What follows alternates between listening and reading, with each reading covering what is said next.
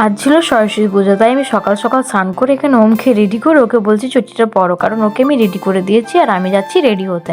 তো আমিও এখানে রেডি সেডি হয়ে বেরিয়ে পড়েছি, চলো ওমের স্কুলে যাওয়া যাক। আর এখানে ওমের স্কুল চলেও এসেছি, ওমকে চটি খুলিয়ে আমি ভেতর দিকে চলে এলাম।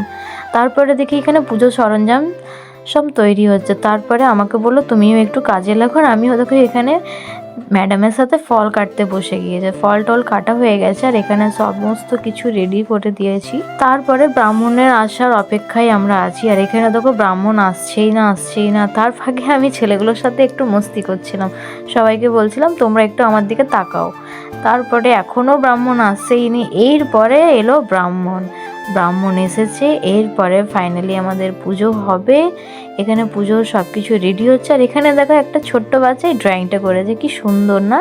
আর এখানে দেখো আমাদের পুজো স্টার্ট হয়ে গেছে, কিন্তু পুজো হচ্ছে এখানে। আর পুজোর জন্য এবারে প্রস্তুতি চলছে পুষ্পাঞ্জলি দেওয়ার। আর এখানে দেখো আমি ওমকে বলছি চুপ দিয়ে বসো, এখনই পুষ্পাঞ্জলি দেবো আমরা।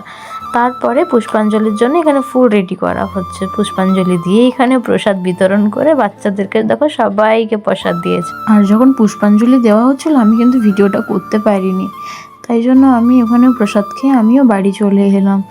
বাড়ি এসেছি, বাই, টাটা।